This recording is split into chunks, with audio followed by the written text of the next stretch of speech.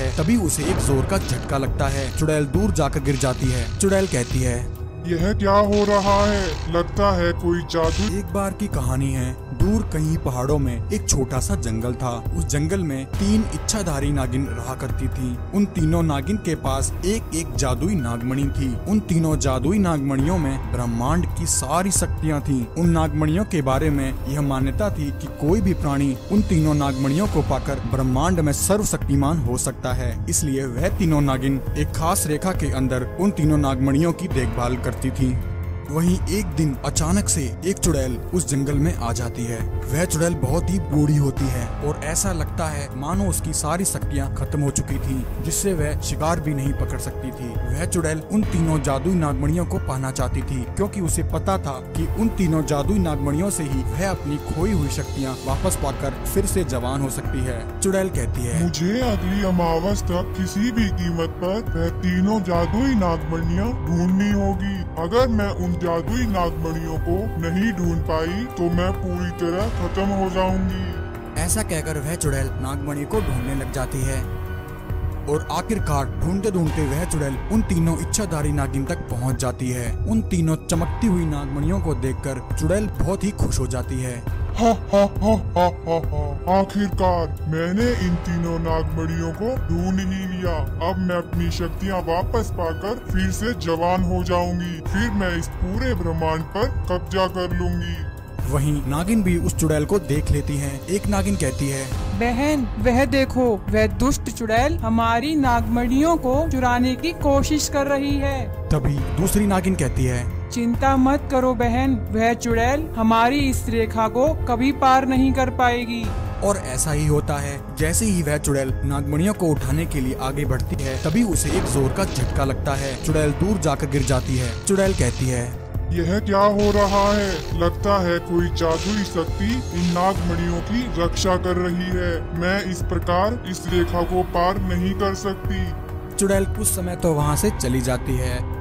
वहीं एक दिन जंगल में एक तांत्रिक पेड़ के नीचे बैठकर तपस्या कर रहा होता है। तभी वह चुड़ैल उस तांत्रिक के पास आती है और मन ही मन कहती है, लगता है यह कोई सिद्ध तांत्रिक है। यह अवश्य मेरी सहायता कर सकता है। चुड़ैल कहती है, जय हो तांत्रिक महाराज, जय हो। उसकी आवाज सुनकर तांत्रिक की आंख खुल जाती है। कौन हो तुम और मुझसे क्या चाहती हो? तांत्रिक के इतना पूछने पर चुड़ैल तांत्रिक को उन तीनों जादुई नागमणियों के बारे में सारी बात बता देती है। उसकी बात सुनकर उस तांत्रिक के मन में भी जादुई नागमणियों को पाने का लालच आ जाता है। तांत्रिक कहता है, ठीक है चुड़ैल, मैं तुम्हारी सहायता अवश्य करूंगा। संसार में ऐसी कोई भी शक्ति नहीं जो मेरी शक्तियों को काट सके। और ऐसा कहकर वह तांत्रिक और चुड़ैल उन तीनों इच्छाधारी नागिनों के पास पहुंच जाते हैं। वहां पहुंचकर तांत्रिक एक मंत्र का उच्चारण करता है और उस मंत्र को उन तीनों नागिन पर फूंकता है। मंत्र फूंकते ही तीनों नागिन मंत्रमुग्ध हो जाती हैं और वहीं बेहोश हो जाती हैं। तांत्रिक उन तीनों नागिनों को वहीं कैद कर लेता है और अपनी शक्ति से उन तीनों जादुई नागमणियों को अपने कमंडल में रख लेता है और वहां से चला जाता है। वहीं उसी दौरान बंटी और सीमा, 2 गरीब भाई बहन, जंगल से लकड़ियां काटकर अपने घर लौट रहे होते हैं। तभी उनकी नजर बंदी बनी उन तीनों नागिनों पर पड़ती है। बंटी उनके पास जाकर कहता है, नागिन बहन क्या हुआ? तुम सबकी यह हालत किसने की? तभी एक नागिन बंटी और सीमा को सारी बात बता देती है। नागिन की बात सुनकर बंटी और सीमा भागे भागे वहां से जाते हैं। बंटी और सीमा की बात सुनकर नागराज उसी समय उनके साथ नागिन के पास आ जाते हैं। नागराज सबसे पहले उन तीनों नागिन को आजाद करते हैं। नागिन बहन, अब आप जल्दी जाकर उन तीनों नागमणियों को उस चुड़ैल के चंगुल से छुड़ा लीजिए, वरना सारा ब्रह्मांड खतरे में पड़ जाएगा। फिर तीनों इच्छाधारी नागिन और नागराज उस तांत्रिक और चुड़ैल के पास जाकर उन्हें घेर लेते हैं। उन सबको देखकर तांत्रिक और चुड़ैल घबरा जाते हैं और वहां से भागने की कोशिश करते हैं, परंतु तभी वह तीनों इच्छाधारी नागिन उस तांत्रिक और चुड़ैल को अपनी शक्ति से वहीं पत्थर में बदल देते हैं। तीनों इच्छाधारी नागिन बंटी और सीमा का धन्यवाद करते हैं और उन्हें बदले में ढेर सारा खजाना देते हैं। इतना कहकर वह चुड़ैल एक खरगोश बन जाती है और उछल उछल कर छोटू नागर, माँ, पिताजी, मुझे बचाओ, यह चुड़ैल मुझे उठाकर ले जा रही है। मम्मी, पापा, आपका। एक बार की कहानी है। नागलोक में इच्छाधारी नागिन को बेटा हो जाता है। नागिन का वह बेटा बहुत ही सुंदर होता है। बेटे के आ जाने से इच्छाधारी नागिन और नागराज बहुत खुश होते हैं। एक दिन नागिन अपने बेटे से कहती है, बेटा, तुम्हारे जन्म से पहले मैंने भगवान भोलेनाथ से एक मन्नत मांगी थी जो आज पूरी हो गई है। मुझे भगवान शिव की पूजा करनी है, इसलिए तुम जंगल से फूल तोड़कर ले आओ। नागिन की बात सुनकर बेटा कहता है, जैसी आपकी आज्ञा माँ, मैं अभी जाकर जंगल से आपके लिए फूल लेकर आता हूँ। अभी नागराज कहते हैं, सुनो बेटा, ध्यान से जाना और अंधेरा होने से पहले वापस लौट आना। बेटा, तुम अभी बहुत छोटे हो, यह जंगल बहुत ही घना है, तुम अभी जंगल के रास्तों से अनजान हो, इसीलिए जल्दी लौट आना। इच्छाधारी नागिन और नागराज की आज्ञा लेकर वह लड़का वहाँ से चला जाता है।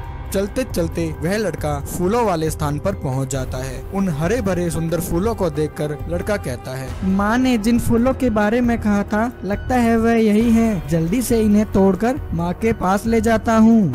ऐसा कहकर वह लड़का फूल तोड़ने लग जाता है। तभी वहाँ एक भयंकर चुड़ैल आ जाती है। उस लड़के को देखकर वह चुड़ैल समझ जाती है कि वह लड़का इच्छाधारी नागिन का बेटा है।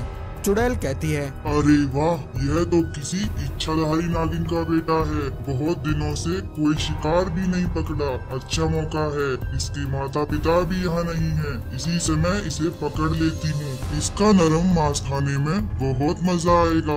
इतना कहकर वह चुड़ैल एक खरगोश बन जाती है और उछल उछल कर छोटू नागराज के पास पहुँच जाती है। उस सुंदर खरगोश को देखकर छोटू नागराज कहते हैं, अरे वाह, कितना प्यारा और सुंदर खरगोश है। मैं इसे अपने साथ ले जाऊंगा। माता पिता इसे देखकर बहुत खुश होंगे।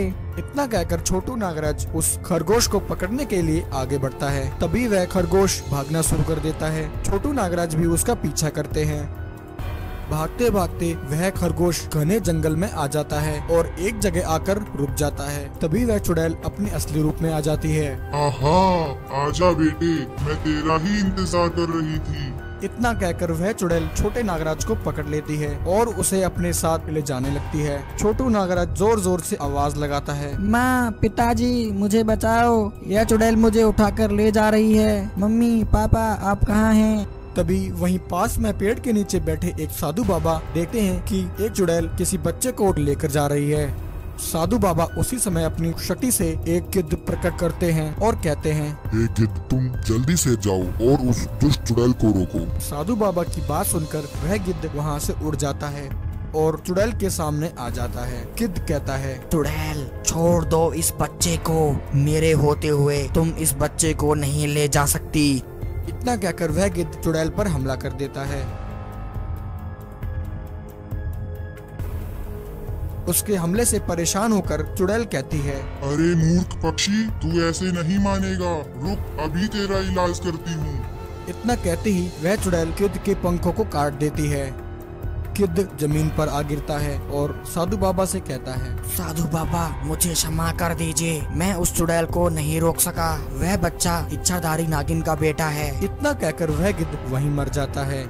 वहीं दूसरी तरफ बेटे के वापस न आने पर इच्छाधारी नागिन परेशान हो जाती है। नागिन कहती है, नागराज, शाम हो गई है परंतु हमारा बेटा अभी तक वापस नहीं आया। नागराज, वह अभी बहुत छोटा है। मेरी चिंता बढ़ती जा रही है। कहीं वह किसी मुसीबत में तो नहीं। इतना कहकर इच्छाधारी नागिन और नागराज उसे ढूंढने लग जाते हैं। चलते चलते उनके सामने साधु बाबा आ जाते हैं। नागराज कहते हैं, प्रणाम साधु बाबा, क्या आपने हमारे बेटे को कहीं देखा है? वह जंगल में फूल लेने गया था परंतु अभी तक वापस नहीं लौटा। तभी साधु बाबा नागराज और नागिन को उनके बेटे के बारे में सारी घटना बता देते हैं। साधु बाबा की बात सुनकर नागिन और नागराज को बहुत गुस्सा आता है। वहीं वह चुड़ैल छोटू नागराज को लेकर अपनी गुफा में आ जाती है और कहती है, बच्चे, तू इच्छाधारी नागिन की संतान है। तुझे खाऊंगी तो मेरी शक्तियाँ दोगुनी हो जाएंगी। तभी इतने में इच्छाधारी नागिन और नागराज वहाँ आ जाते हैं। नागराज चुड़ैल से कहते हैं, दुष्ट चुड़ैल, छोड़ दे मेरे बेटे को, वरना आज तू मेरे हाथों से मारी जाएगी। चुड़ैल कहती है, नहीं नागराज, मैं इस लड़के को तुम्हें किसी भी कीमत पर नहीं दूंगी। आज मैं इसे खाकर अपनी शक्तियाँ दोगुनी करूंगी। इतना कहकर वह चुड़ैल नागिन और नागराज पर हमला कर देती है। वह अपनी भयंकर शक्तियों से नागिन और नागराज को जकड़ लेती है। चुड़ैल की शक्तियों के आगे नागिन और नागराज कमजोर पड़ने लगते हैं। तभी नागराज नागिन से कहते हैं, इच्छाधारी नागिन, यह चुड़ैल बहुत ही शक्तिशाली है। हम इस प्रकार इसका सामना नहीं कर सकते। इसे मारने के लिए हमें एक होना होगा। इतना कहकर नागिन और नागराज एक दूसरे में समा जाते हैं। उनकी शक्तियाँ एक हो जाती हैं। उनका शरीर आधा नागिन और आधा नागराज का हो जाता है। तभी नागराज चुड़ैल पर अपने सांप छोड़ देते हैं और इच्छाधारी नागिन चुड़ैल में आग लगा देती है। आग लगते ही वह चुड़ैल जलकर भस्म हो जाती है। इस प्रकार इच्छाधारी नागिन और नागराज अपने बेटे को चुड़ैल से बचा लेते हैं। तो प्यारे दोस्तों, कैसी लगी आपको यह कहानी? ऐसी ही और मजेदार कहानियाँ देखने के लिए आप हमारे चैनल से जुड़े रहें। धन्यवाद।